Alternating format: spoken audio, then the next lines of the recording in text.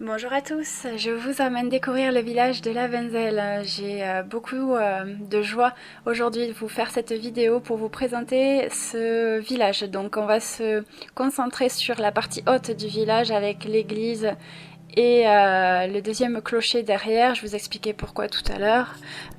C'est un village qui est situé dans le département donc de l'Aveyron, proche du site historique de Conques, environ un quart d'heure de route, et qui est très proche également aussi du département du Cantal, qui est juste derrière en fait ce que l'on voit. Et il faut savoir que ce village a appartenu pendant quelque temps au département du Cantal. Donc là, toute cette partie-là, en fait, c'était un ancien château fort du XIe siècle. Donc c'était un endroit très stratégique et qui faisait partie aussi du chemin de Saint-Jacques-de-Compostelle. C'est pour ça qu'il y a dans le village de Conques une porte qui s'appelle Lavenzelle, parce que c'était un chemin emprunté par bon nombre de pèlerins. Donc les toits sont recouverts de lauze, c'est du schiste, c'est toute la partie en fait du Rouergue en règle générale, que l'on retrouve aussi le schiste, les lauses sur les toits de Conques. Et parce que aussi ce village a été construit bien évidemment au bout de cette montagne que l'on va découvrir. Donc là en fait on fait le tour de l'église. Pourquoi? Parce que on retrouve quelques traces en fait du château très ancien, mais vraiment voilà, il reste pas grand chose, mais je trouve que c'est un très très bel endroit, c'est pour ça que je tenais à vous le partager.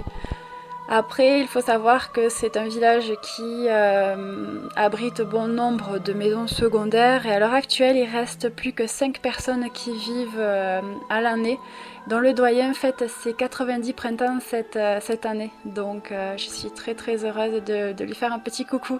Si un jour il voit cette vidéo, voilà, il pensera très très fort à moi, et je les embrasse bien, bien fort évidemment. Voilà, donc on peut supposer que cet endroit-là devait faire partie d'une pièce ou d'un endroit stratégique du château. Il y a un bénitier au fond à gauche, on le voit pas très bien. Là, c'est la direction de Conques, pour vous donner une idée.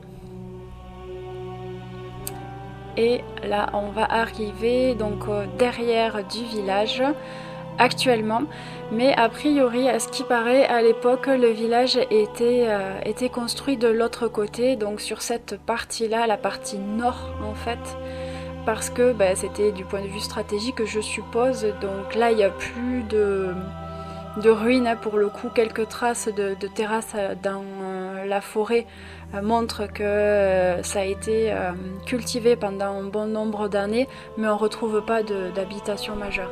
Donc là, il y a énormément de chemins pédestres à faire qui sont très très agréables tout autour du village, et que j'aime faire aussi régulièrement quand je peux.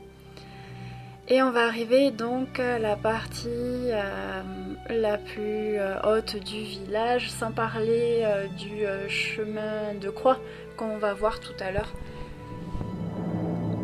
qui a été pour moi et qui est le souvenir encore de bon nombre de moments joyeux et heureux.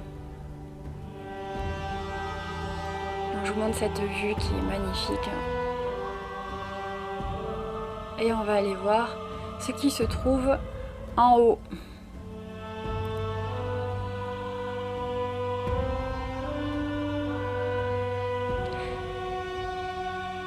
Donc ce clocheton ou ce clocher est assez récent par rapport à l'église. Bon, l'église du coup qui est faite contre, toujours pareil, ce rocher très présent dans ce village quoi, hein. Et du coup il faut savoir qu'il y a donc à l'intérieur une grosse cloche ou un bourdon que l'on appelle. Et ce bourdon en fait est énorme, et on peut le voir de très proche. Et il a été offert au village il y a quelques siècles de cela. Et du coup, il y a des petites histoires autour de ce bourdon. Parce qu'à l'époque, à ce qui paraît, il y avait beaucoup de culture. Et pour pouvoir comment dirais-je, éviter le fait qu'il y ait des orages ou des mauvaises intempéries, on faisait sonner le bourdon pour écarter les nuages parce qu'il avait la capacité de résonner si fort que du coup il était protégé par les intempéries grâce au son de ce magnifique bourdon.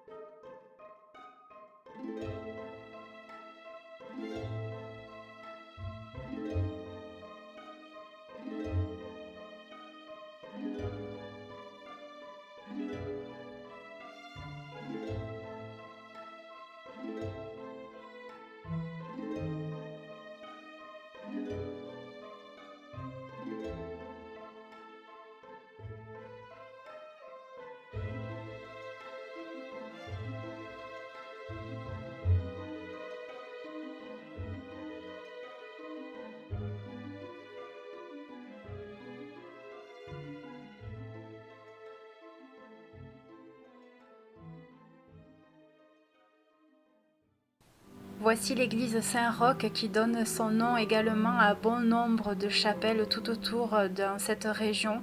C'était le saint qu'on invoquait pour pouvoir avoir de bonnes cultures abondantes et qu'elles soient protégées pour les intempéries et les maladies.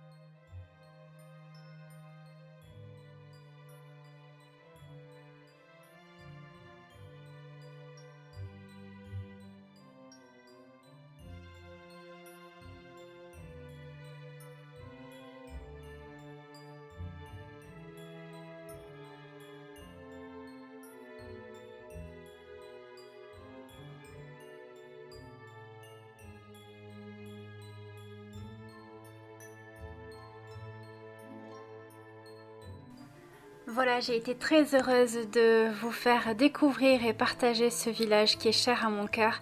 Si cela vous a plu, n'hésitez pas à partager cette vidéo, à vous abonner à ma chaîne YouTube pour voir d'autres vidéos et partages. Et si le cœur vous en dit, je vous souhaite de vous régaler à visiter et découvrir ce village. À tout bientôt pour de nouvelles vidéos. Bye bye!